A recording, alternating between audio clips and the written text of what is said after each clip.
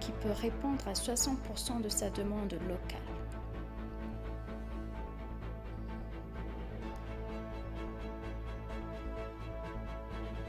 L'ambassadrice Dina Mufti salue le succès du 34e sommet de l'UA.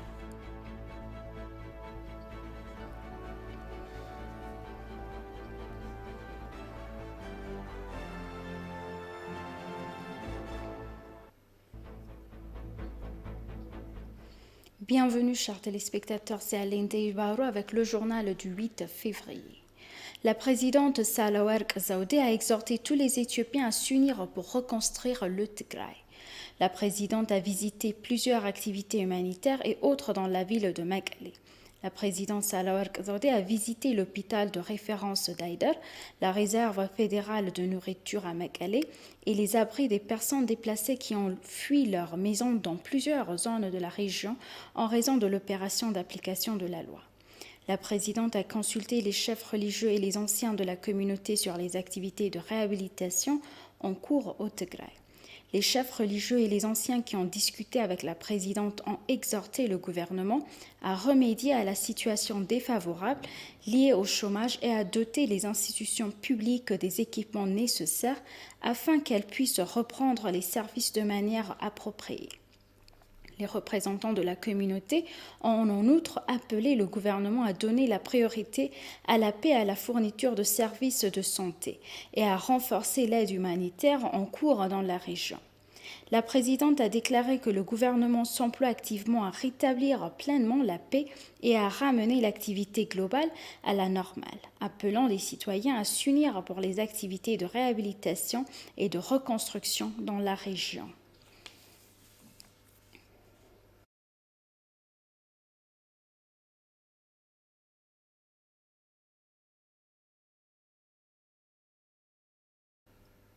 Le Premier ministre Abiy Ahmed, le vice-premier ministre Damak Amakonnen et d'autres hauts fonctionnaires ont visité le développement des parcs industriels de Bouré.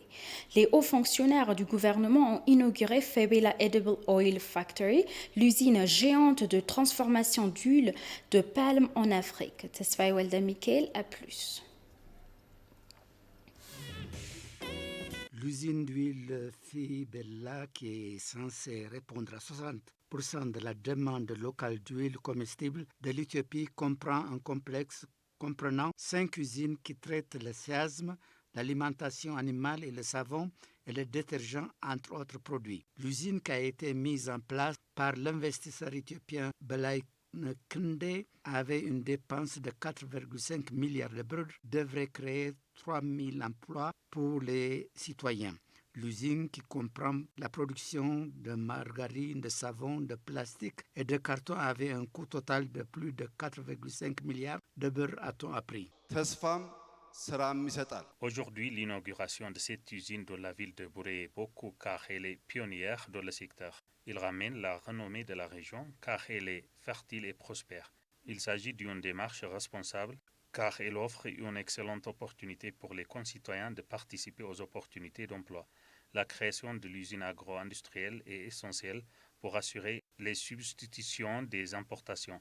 La transformation de l'huile alimentaire dans le pays est bénéfique pour la santé et l'économie. L'usine aura un rôle important dans la stabilisation du marché intérieur de l'huile comestible avant d'aller à l'exportation.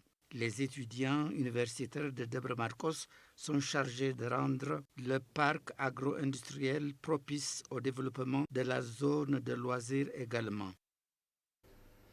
Le Premier ministre Abiy Ahmed a déclaré que l'application de la loi du gouvernement éthiopien dans l'État du Tigray avait un coût élevé. Mettre fin aux souffrances au Tigray et dans tout le pays est désormais sa priorité absolue, a déclaré le Premier ministre dans un article qu'il a écrit au projet Syndicate Magazine. Nous avons plus.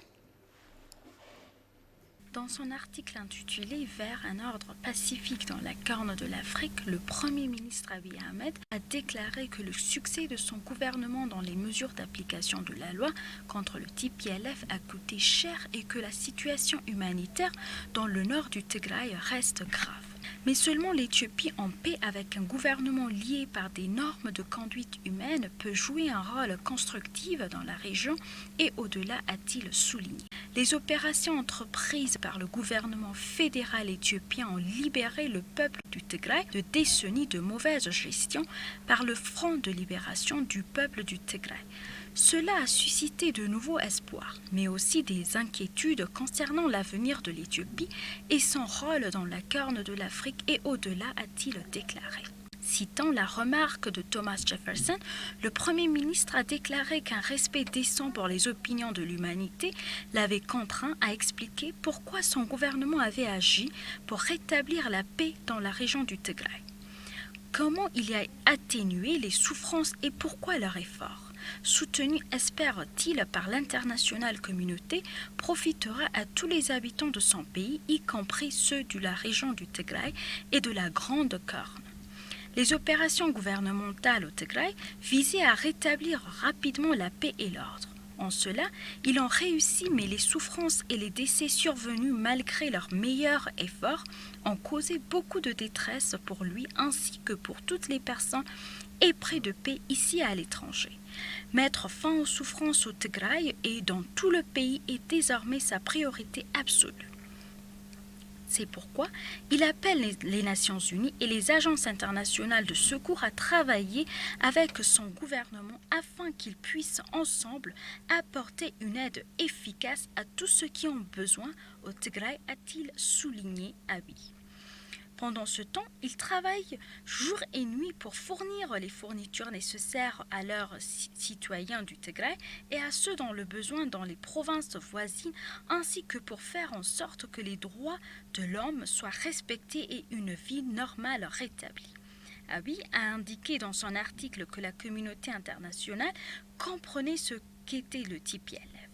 Beaucoup ont condamné sa violence ethnique. Malheureusement, certains étaient prêts à fermer les yeux sur la torture,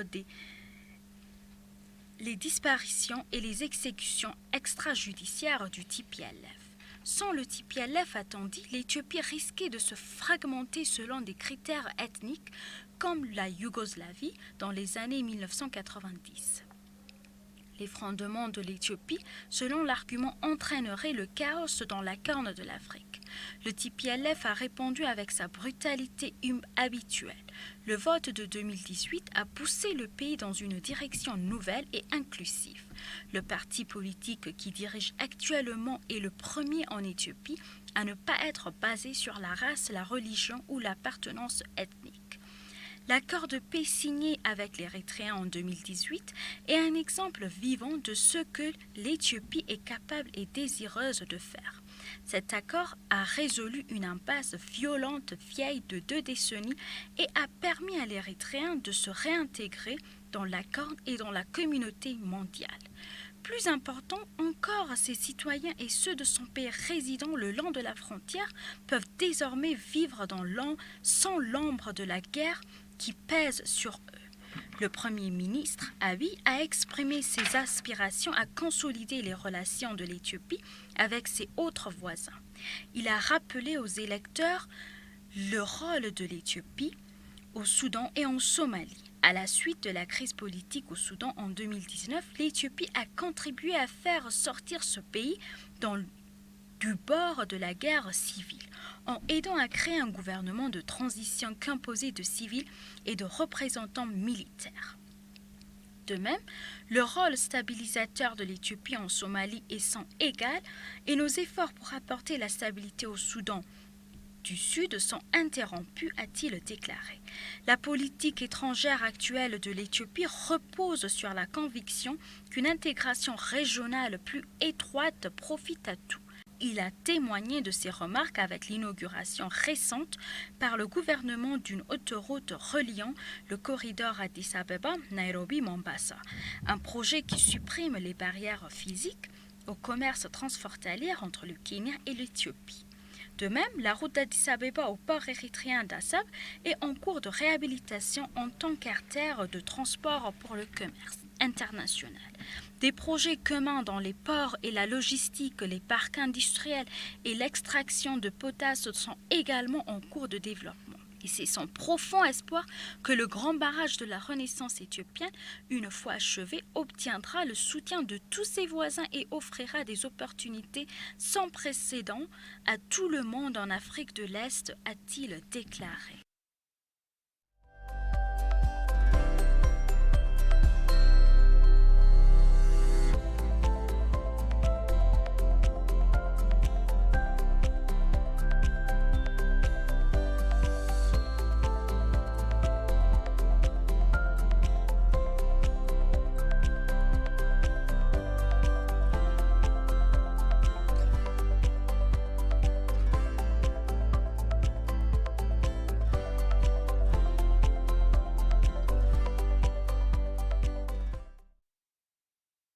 Le ministre des Affaires étrangères Dameka Makonnen a félicité la réélection du secrétaire de la Commission de l'Union africaine, Moussa Faki Mahamat. Moussa Faki Mahamat, qui a été réélu secrétaire de la Commission de l'Union africaine lors du sommet de l'Union africaine samedi et dimanche dernier, a également souhaité au ministre des Affaires étrangères une bonne journée de travail.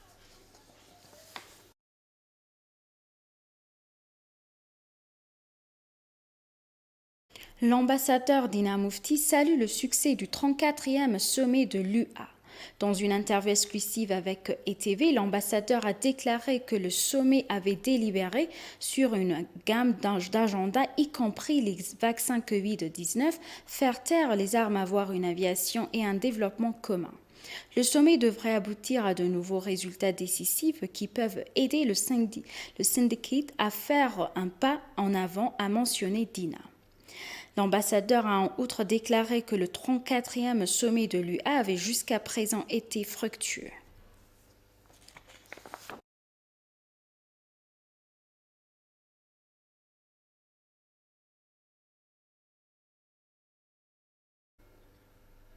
Et pour conclure, le Programme alimentaire mondial affirme la nécessité d'un partenariat solide entre le gouvernement éthiopien et la communauté humanitaire pour intensifier rapidement une réponse collective afin de répondre aux besoins humanitaires immédiats des habitants du Tigray. Le Programme alimentaire mondial a déclaré dans un communiqué qu'il avait eu récemment des engagements positifs avec le gouvernement éthiopien de la part de hauts fonctionnaires des Nations Unies, notamment le secrétaire général adjoint à la sûreté et à la sécurité, le haut-commissaire pour les réfugiés et le directeur exécutif du Programme alimentaire mondial.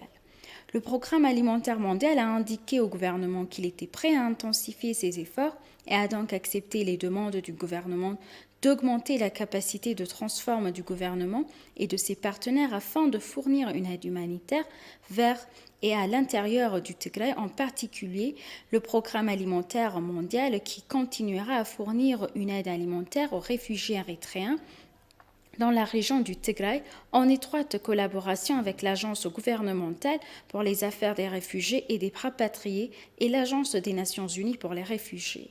Le gouvernement éthiopien a déclaré qu'il existe un stock d'approvisionnement à Mekelle pour soutenir 2,5 millions de personnes pendant les 2 prochains mois.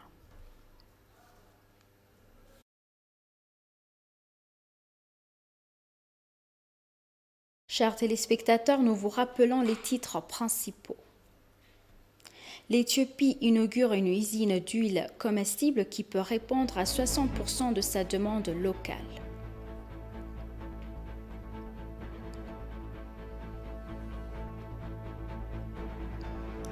L'ambassadeur Dina Mufti salue le succès du 34e sommet de l'UA.